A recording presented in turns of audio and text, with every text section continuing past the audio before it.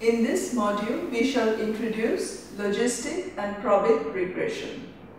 These are very common popular models used to model binary outcomes, and we shall study these in great detail in this paper. The logistic model arises when we use the Logit link, and the Probit model arises when we use the inverse cumulative normal CDF as the link. Now we know that in theory, any link function which maps onto the desired range, in this case maps the probabilities between 0 and 1, is acceptable. However, from the viewpoint of a practitioner, we need to have some justification for the choice of the link. We can see this from the binary choice model. We know that the binary choice model explains logistic regression and Probit regression from the viewpoint of econometric theory and the utility function, and the distribution assumed for the underlying latent part of the utility will determine the choice of the link. Assuming a logistic regression distribution will lead to the logistic regression model, and assuming a normal distribution will lead to the Probit model. Now, as this latent variable is unobserved, we cannot really use modeling techniques such as scatter plots to determine the choice of link, and this needs to come from substantive conclusions. So, for example, we might decide to model a distribution with low tails in terms of the normal and a distribution with higher tails in terms of the logistic distribution. The logistic model also has one more attractive property, which is that the estimated coefficients can be interpreted as log odds ratios. The Probit model does not lead to coefficients which have ready interpretations, and to interpret the results of fitting a Probit model, we need to look at the corresponding fits and their plots. Nevertheless, both models are very popular in the literature, and in subsequent modules, we shall look at more details at fitting, diagnostics, applications, R code, etc.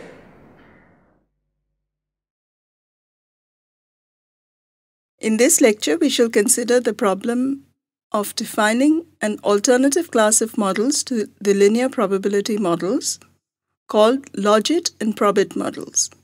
Recall that in an earlier lecture we had considered the problem of fitting linear probability models to the case where we had a binary outcome with the objective of determining a regression framework which would allow us to model a binary outcome in terms of a set of p predictors x1, x2, xp.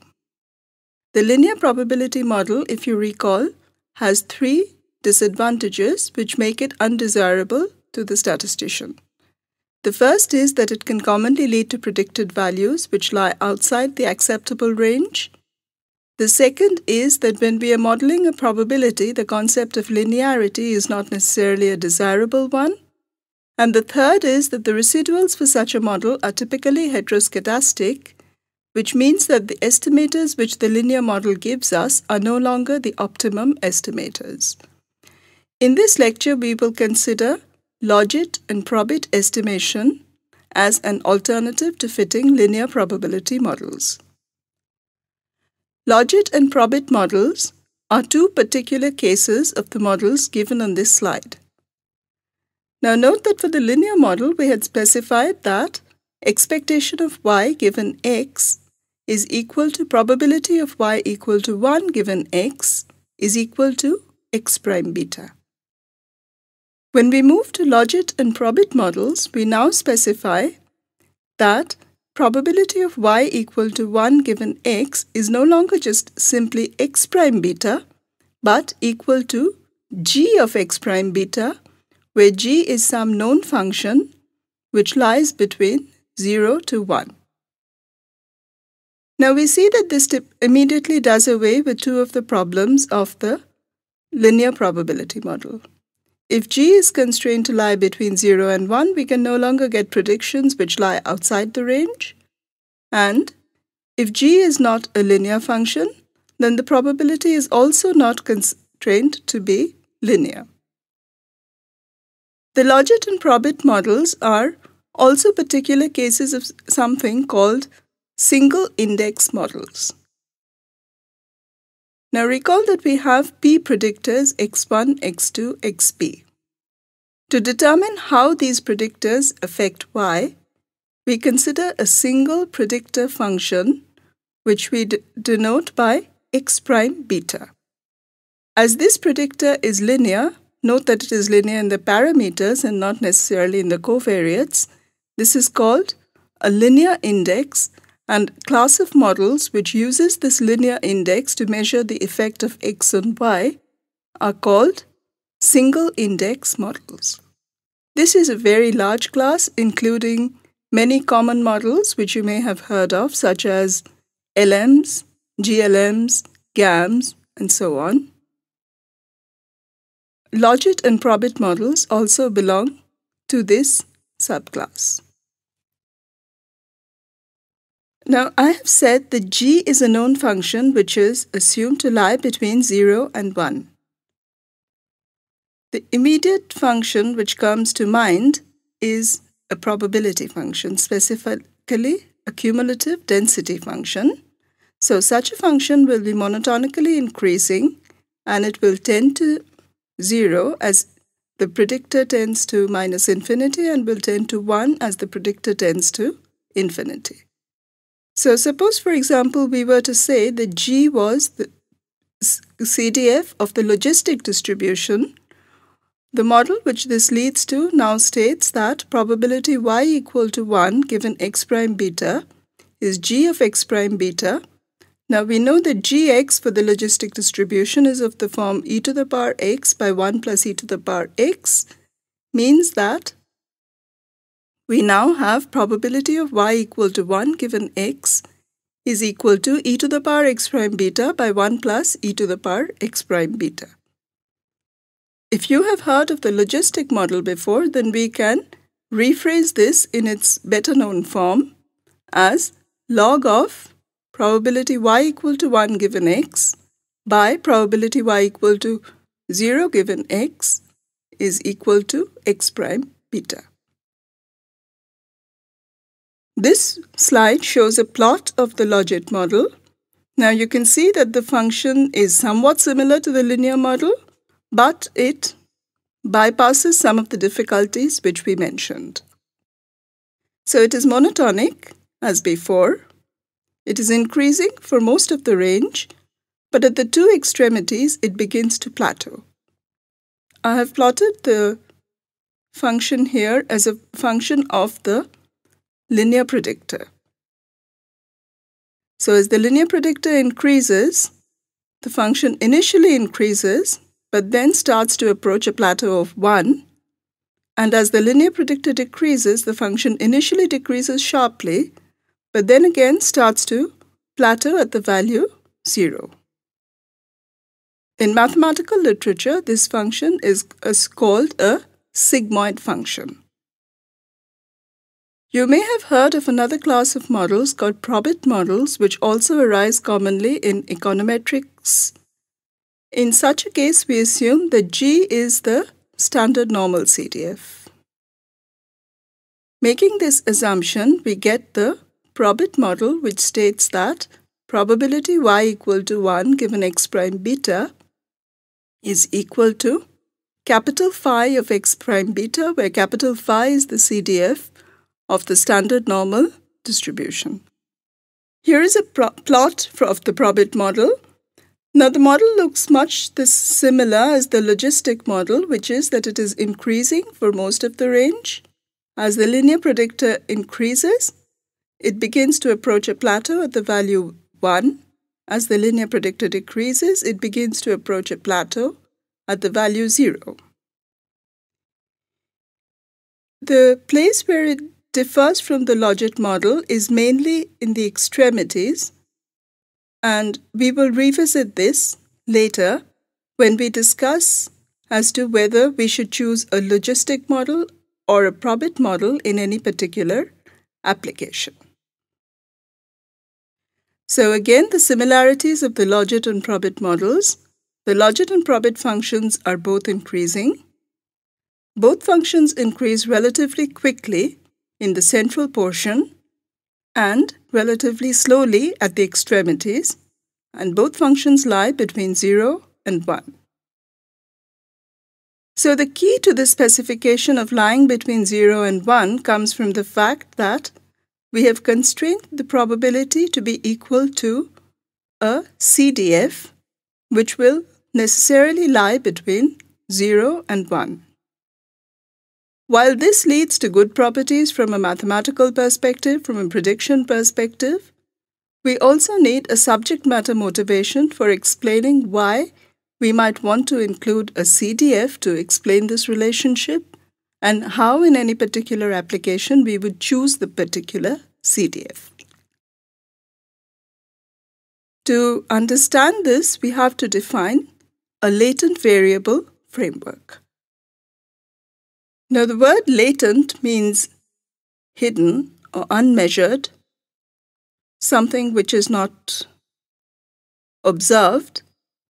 And so the latent variable framework assumes that in addition to the variables which we have observed, which is the response y, binary, and the set of p predictors x1, x2, xp, we now have an additional latent variable typically denoted by y star. Now y star is not observed, but it is critical to determining the relationship between y and x. So let me first consider this strictly from a mathematical point of view. The assumption is that the event y equal to 1 happens when y star exceeds some threshold, which I can assume without loss of generality is 0.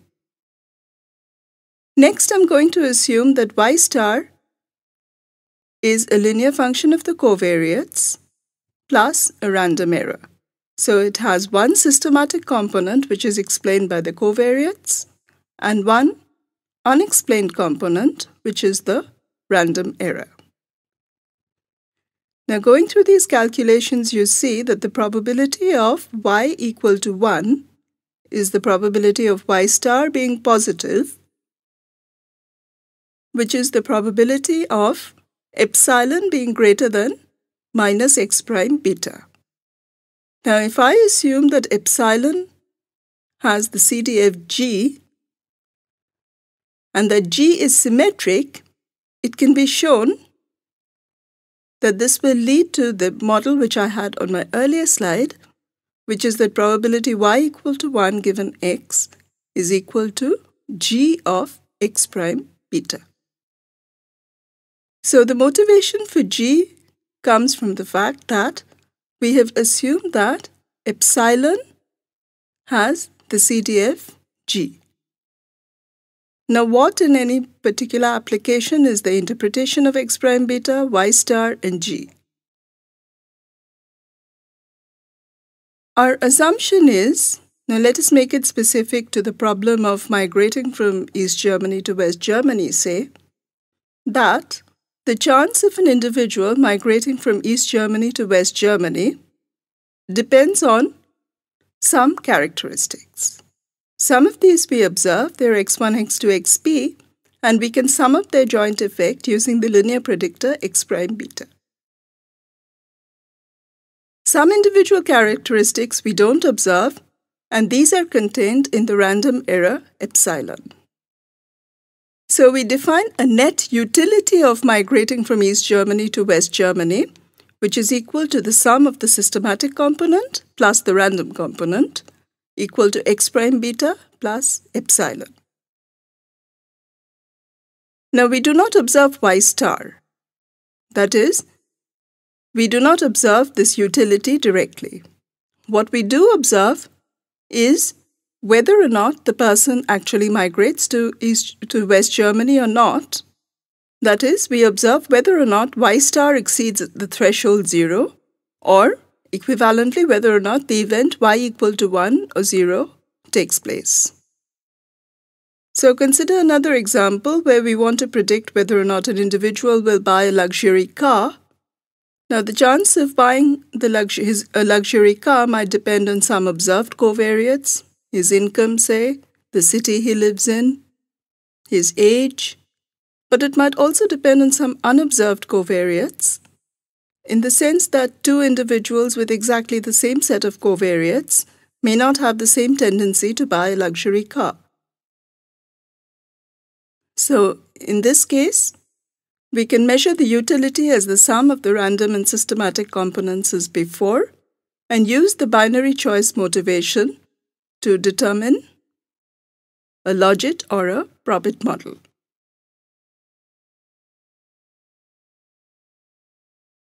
So when we assume that E follows a logistic distribution, our assumption leads to what is commonly known as the logistic model. And when we assume that E follows the normal distribution, our assumptions lead to what is called the Probit model. What is the advantage of using such a motivation? Well, I have deviated from what I was doing earlier, which is using the exact linear model methodology to estimate my parameters. So how would I do it in this case? Now, in this case, once I know the probability of y equal to 1 as a function of x prime beta, and observing that the y's are independent Bernoulli variables, I can always write down their joint likelihood. So, if you recall that the likelihood of a Bernoulli variable is probability of success to the power of y into probability of failure to the power 1 minus y, and using the fact that the probability in this case is g of x prime beta, I can write down the likelihood as a function of beta. Now, having written down the likelihood, I no longer need to define an additional set of methodology because I can always fall back on the principle of maximum likelihood estimation. So here is the likelihood, and I can find the score equations and the Hessian.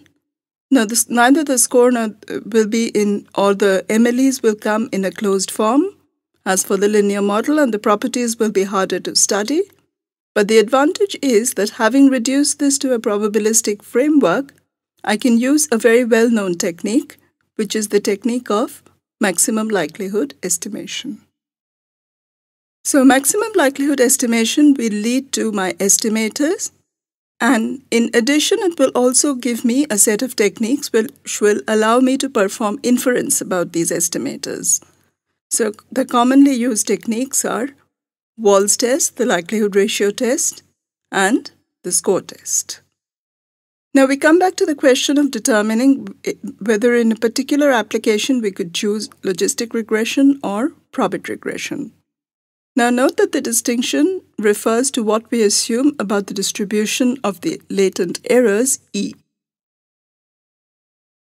Now, if you look at the two CDFs side by side, they are much the same. The only difference which we know about the logistic and the Probit distribution is that the normal distribution does not typically have outliers, whereas the logistic distribution is more heavy-tailed. So if we suspect that we are modeling a population where we might have outliers, it would be more common to use the logistic distribution. An additional advantage of the logistic distribution is that the coefficients which we get are more easily interpretable. Now again, this is something which we will revisit in later lectures. For now, we will note that the coefficients betas are actually what are called log odds ratios, which are typically estimates of the strength of association between y and x. So beta equal to 0, for example, says that x and y are not related, and beta positive says that the relationship is in a positive direction, and so on. For a Probit regression, it is quite hard to extract beta from the regression equation to give it a direct interpretation. However, we can still see that beta equal to 0 means that the covariate has no relationship with the outcome. We can formalize this by conducting a likelihood ratio test of the coefficient beta equal to 0. In this last slide, we see some R code for fitting logistic and Probit models to binary data. The function which is commonly used here is the GLM. In earlier lectures, you have learnt about the LM function in R, which is a core function. The GLM is also a core function in R, and if you recall the concept of R objects, the GLM object is very similar to the LM object. In later lectures, we shall consider a case study which will give us a further overview of the GLM object in R. In this module, we have looked at logistic and Probit regression. We have seen some properties of these two regressions, which are very common choices of modeling when we have a discrete outcome. In this case, a binary outcome. Justification for the two models from a substantive point of view can be derived from econometric theory based on the behavior of the underlying utility of the choice. We have also looked briefly at some properties of the two models. The logistic model has one attractive feature in that the estimated coefficients have easy interpretations and immediate interpretations as log odds ratios. The Probit model coefficients do not have any such obvious interpretation, and to interpret the results of a Probit model, we need to look at the plotted fitted values. These are two very important choices of GLMs which we shall introduce in later modules, and we shall study application space diagnostics for both models in subsequent modules. The Probit model, however, does have one attractive feature over the logistic regression, and that is that because of the properties of the normal distribution, it is easy to generalize from the normal to the multivariate normal, and hence in the case when the outcome is not binary but has several categories, it is easy to generalize the idea of Probit regression to this multivariate setting.